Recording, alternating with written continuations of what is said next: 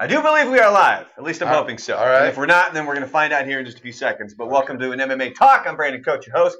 Willie Barcena joining me here today. The second show we've actually done this week. Thanks for coming in. And one of the reasons thanks for having me, brother. Well, of course. One of the reasons I wanted to bring you in is because you're a fight fan, and I love talking fighting. Yeah. We got a big UFC fight coming up tomorrow. We got UFC 241. Like earlier this week on the AfterBuzz, you talked about how you made it to blue belt and then quit. Yeah. But you're good friends with a bunch of different fighters. Yeah. I actually grappled with Herb Dean once, man. Oh yeah. Yeah, and he's a big guy, bro. Yeah, you can tell by the way, especially when based on like the whichever weight class he's refereeing, you can tell he's a big dude. Yeah, and he's strong. Those guys. But the good thing about jiu-jitsu is you can always turtle. Don't hurt me, man. So the first thing I wanted to bring up was the Conor McGregor video was released of him punching the guy. You think it's set up, man? You think it's set up, right? I do. You think it's a stunt to publicity stunt? I don't know. It seems. But then again, who knows with McGregor what's going through that guy's head? And clearly, he's not all there. But the way that everything kind of plays out, you see McGregor, he puts a glass in front of this guy, and the guy, he legitimately picks up the glass, and then you have that area of the bar that's sitting up a little bit, and he slams the glass up there like, no, I don't want it. So McGregor puts another glass in front of the guy. He takes it and says, no, I don't want it. So then McGregor slams his shot and then takes a swing, and it's one of the weakest swings I've ever seen from anybody. And so to me, it's like, okay, so was this planned? Is there a reason for this? I don't know. But one of the big topics is that it seems like McGregor is getting special treatment, preferential treatment. I think I've always, listen, man, I've always felt that there's certain guys, and it's well known, there's certain guys, I think even Dana, you follow him, I don't follow him, but he says there's guys that make him money that he takes care of, right? Yeah, exactly. Because if they're willing to bring in the money, or if they can bring in the money, like a guy like McGregor does, then they're going to get some preferential treatment. I've gotten to speak with Dana White once and actually got in trouble during the interview because you were given 10 minutes and I talked to him for like a half an hour. And then you have the handlers on the phones that are like, hey, I've got Dana White on the phone. I got fucking bitched at after that because he was just a cool guy to talk to and just kind of kept, the conversation going on and so forth. Obviously the guy's a businessman. He knows what he's doing. And like everybody, bro, I could never say this one guy and everything he does and everything he says is awesome, right? Because there's things that Dana does to me that that bother me. The fact that the trilogy never happened with Diaz, that bothered me, man, because I felt the kid earned it. I mean, he beat him the first time. Yep. And then the second caught time, him in a choke. And the second time, man, if there was a slight margin of if you're gonna say he won, it was minimal. It was close. You could have gone either way. He McGregor took some hits in that fight. Diaz took a lot of leg kicks, but he got hit too, man.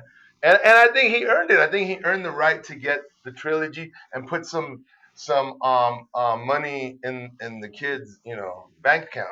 So do you think they'll ever finish the trilogy? Do you think it's something that they're ever going to do? Because I mentioned on the AfterBuzz, I didn't know if Diaz wanted the trilogy, but I watched an interview this week where he was like, I think we should. Like, he legitimately wants it. But he says things too. But he's a street kid, man, and they're not gonna kiss Dana's ass. Man. He lit up a blunt on stage earlier this week when they were doing some of the pre-fight workouts. Recently? Yeah, like just this week. Because didn't they just get in trouble? Didn't Nick get in trouble for something like that? I think so, yeah. But it was just this week they had him up on stage, kind of doing the UFC 241 open workouts. And he was just up there and he lit up. Listen, I love those kids. I interviewed them when they were young, when they were 20 and 16 years old. I love their backstory. They're from Stockton, which is, anybody knows Stockton, man. It is a tough city to grow up in. I love the fact that the only reason Nate got into jiu-jitsu is because they were really poor. And his brother said, hey, man, I'm in this jiu-jitsu school. And after there's the older dudes, they buy us burritos. So the only reason Nate went to take jiu-jitsu was because he got a burrito. He got fed. He got his dinner, and that's the only. And then, but eventually, he fell in love with sport, and ended up being the badass kid that he is. Well, But I just think he should have got his trilogy, man. That's all. I And mean, then it now he's still fighting. could Yeah, maybe happen, but I mean, he's got a big fight coming up. Pettis, right? And you had a really interesting fact on Anthony Pettis. Yeah, well, his last name is his real last name is Perez. Uh-huh. And I think his grandfather changed it when they were, you know, becoming Americans, Mm-hmm. and Kind of and Americanizing the Americanizing last the name and yeah, stuff. yeah. But I mean, I like Showtime. I like him. I think he was never the same. I forget which fight he got knocked out and he got really beat up.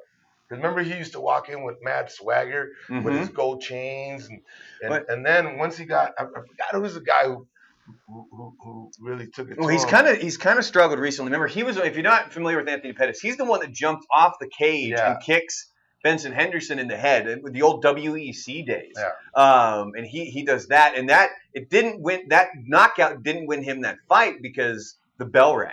I mean, it truly knocked Henderson down, Right. and then that's when, because like you heard letting you know like there's 10 seconds to Right. go, and then all of a sudden he jumps off the cage and he kicks Benson Henderson.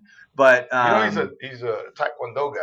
That's why he has all those Pettis? the slick kicks. So you got Tony Ferguson. There was a corner stoppage that happened. This was back in October of 2018, and he's kind of like he had a 3-fight losing streak. He lost to Rafael dos Anjos, Eddie Alvarez, and Edson Barbosa, and since then it's been win loss For Pettis. for Pettis. Yeah, he.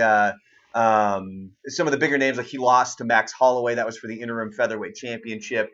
Came back, beat Jim Miller, then lost to Dustin Poirier. So it's not like he's losing to scrubs. He's losing to like the top guys in this weight class.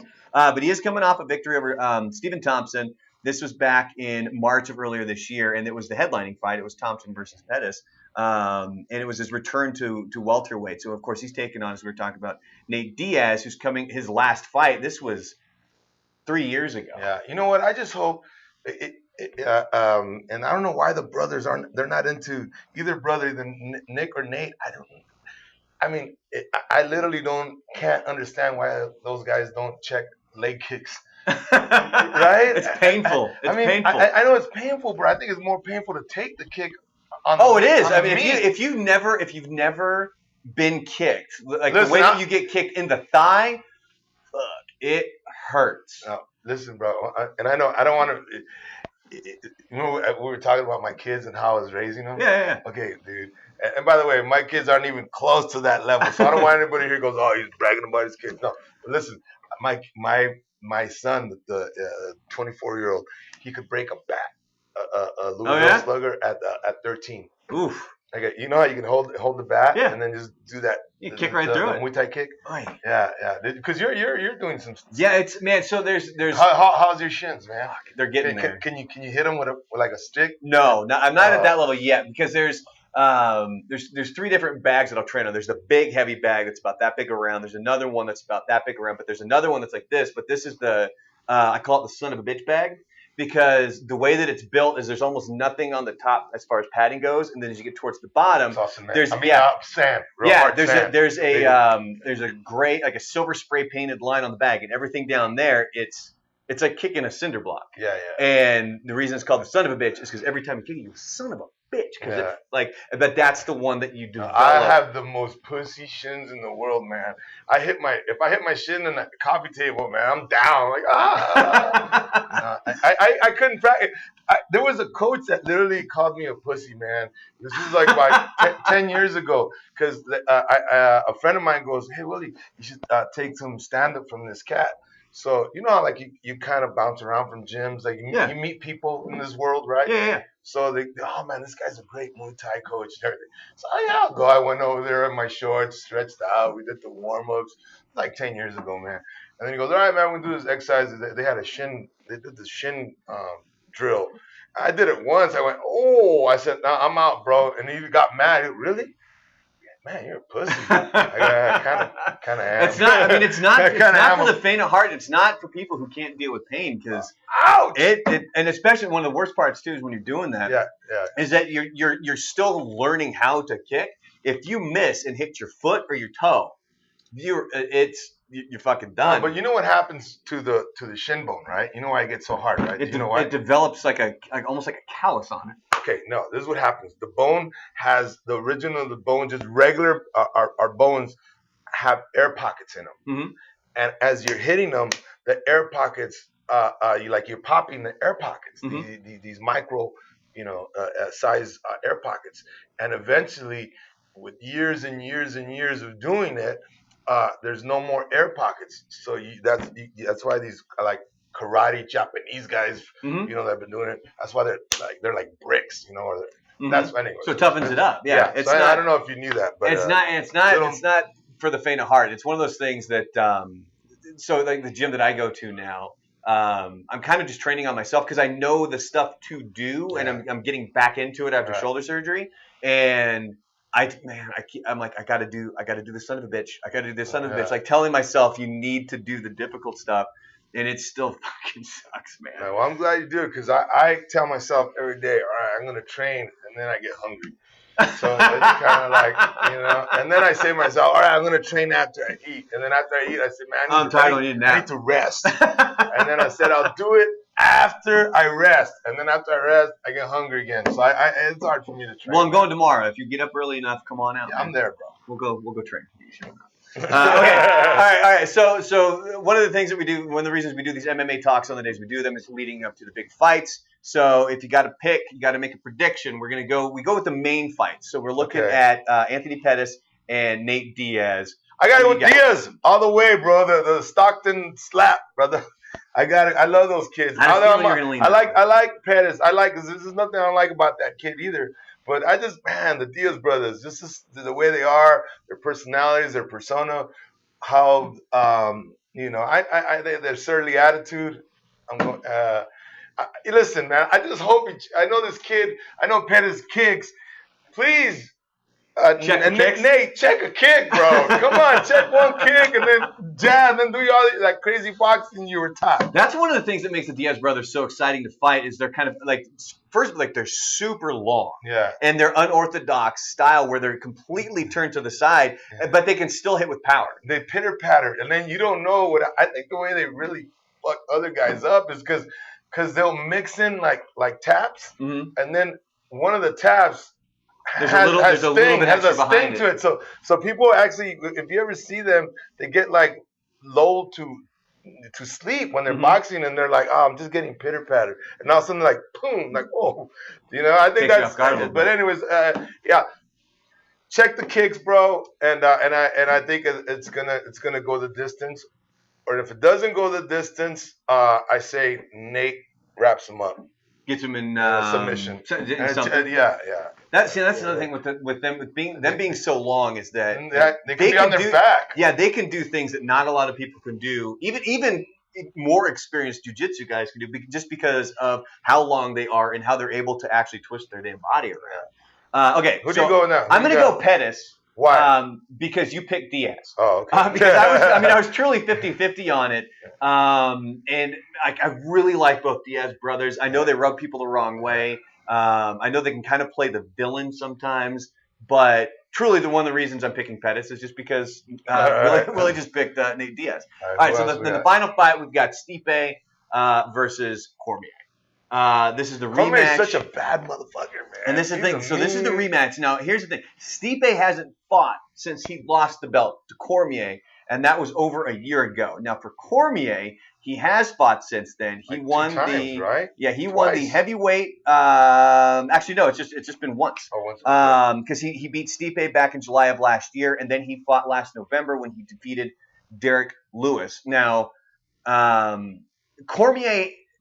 Technically, he lost to John Jones, but if you take that out, because it ended up being a no contest, that was the one where Jones came out and he failed his drug test. You're looking at a 7-fight win streak right now for Cormier, and he's getting towards the end where he's kind of deciding this might be it. Like, if I can defend my title here, I'm done. People are also still thinking maybe they should do a John Jones trilogy with him where he fights him a third time. He hasn't beaten him once yet. Yeah. I don't think he will. I think it's those styles, makes matches, and I think that's a hard one because I think Jones has just figured him out with his size and his reach. He doesn't, I think if they fight 5 out of 5 times, Jones is winning 5. Jones winning just because of the styles. Just because of the styles. Not that Cormier is not a bad dude. It's just I think the styles, man. How bad is their shit talking, by the way? Have you seen any of those? Like when they do the big press conferences when they announce the fight and they have all the fighters there and they're fielding questions and they're kind of bantering back and forth and it's like it's a struggle. It's like sometimes you're like, it's so good you're a fighter because clearly you don't have a career in stand-up for either of these guys. Although John Jones did have one of the best lines where he said, "I beat you after I beat you a weekend after doing coke." He did. He said that? Yeah, he said he was like, man, wow. he's like I still beat you after doing that. Wow. Which for me, I was like, that's pretty good. And then after that, it's just downhill. It was just this terrible shit talking. But Stipe, I'm gonna tell you why.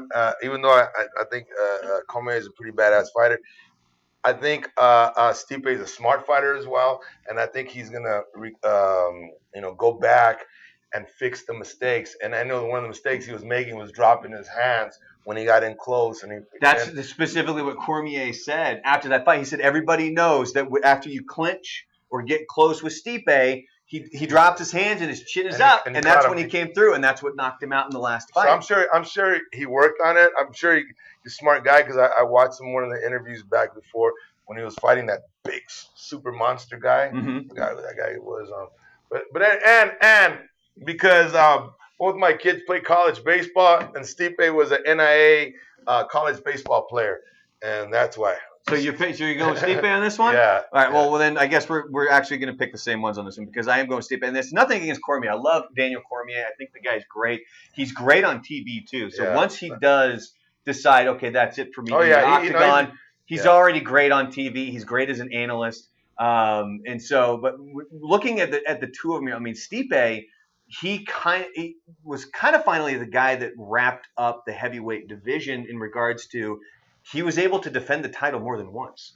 Because here he beat, it was Fabricio Verdum. This was back in 2016. Then he defended it against Alistair Overeem, Junior Dos Santos, and Francis Ngannou all in a row. And then he finally ended up losing to Cormier. And truly, it was just a one punch. Like, watching that fight, nobody is going to say Ngannou. That's the guy I was talking about. Yeah, the big brute of huge man. Ngannou was the one that had that really like super highlight reel knockout of Overeem when he came through with the uppercut, and it truly had just like that the side view of it that shows the uppercut and just hit him square in the chin and knocked him, like made him look like a Pez dispenser. That was vicious. So for this one, we're both picking Stipe. How do you think the fight's going to go down? How do you think it's going to end? Okay, here it is. I think it's again. I think see, they're heavyweights, man. Right? They're heavyweights. Yeah. So at heavyweight, like man, any punch can knock them out any time. Yep. And so I say a knockout. By I'm pulling for Stipe, but I think either one could easily get the knockout. I mean, knockout. Man. It happened last time. These two met. Yeah, it was that easy. Yeah, man. Those guys with that mass and that technique and a heavyweight punch hitting you. I mean, look, 105-pounder, a boxer can knock both of us out like that because of the technique and the hip rotation. Yeah, it's not necessarily always about size. It's about if you know how to punch like a pro. Now you're talking about a heavyweight knowing how to punch. So man, when I see heavyweights, I just always know, like, man, I feel like any minute any one of these guys can lights out. I mean, that's kind of the way that the one fight with Verdum went down when Stipe won the belt. He was technically backing up, and then he kind of got up against the fence, and then as Verdum came around, he just hit him with the right, and it was perfectly placed, and it knocked him out. If Stipe goes back and corrects that flaw that he has with dropping hands, I think he has a good chance of knocking him out. So I'll say Stipe knocks him out. All right, so we've got Willie's picking Nate Diaz for the fight. I picked Anthony Pettis simply because he picked Check Nate your kicks, bro. Come on, man. And then for the main fight, we both picking Stipe Miocic, although I think both of us would not be completely upset at all if Cormier wins. Because I think it would be kind of a good... He's a likable guy. Who doesn't like... he's just a likable dude, and let's say he does wrap it up after this. It would be kind of a nice high note for him to call it out. And there was a lot of people, though, too, that were upset with Stipe about how he handled, after losing expected an immediate rematch. And there are other people who are saying like, well, no, you lost the title. There's other guys in line. You need to do some other fights before you get that rematch back. But ultimately, he waited a year, and now here he's gotten his rematch. Well, yeah, and I think to get a rematch, it would have to been like really close. Mm-hmm. You know, we're like, wow, man, you know, he like just 5 rounds. Even if it's a knockout in the 5th round, it was still close at the end. I mean, it wasn't. Cormier wasn't manhandling that fight, but that was a clean, solid knockout. That took him out. Short little hook, right? Yeah, that was it. I mean, truly, like they had just kind of got in the clinch, and as Stipe was coming off, I think it was a left hook, and it hit him just right, and it kind of staggered him down, and that was the end of that fight. So Willie going to be at the El Paso comic strip, Bart Reed's comic strip here this weekend. You got 2 shows tonight. 2 shows tonight, man. I'm excited. El Paso is it's an awesome comedy town, man. And then what you guys have gone through, before I start the show, I can't start the show without mentioning it, you know, because I gotta, when I deliver comedy, it's from my heart, you know, and I have to address that. And the audience last night was the first show, and they understood that I had to talk about it first, and then we got into the comedy, because that's the only way I could do it. Everybody's different. That's the only way I could do it. I'm working with an awesome feature, Shivago, which Shivago is right here. I don't know if you can stick your head in there, bro. There he is. Is he right there?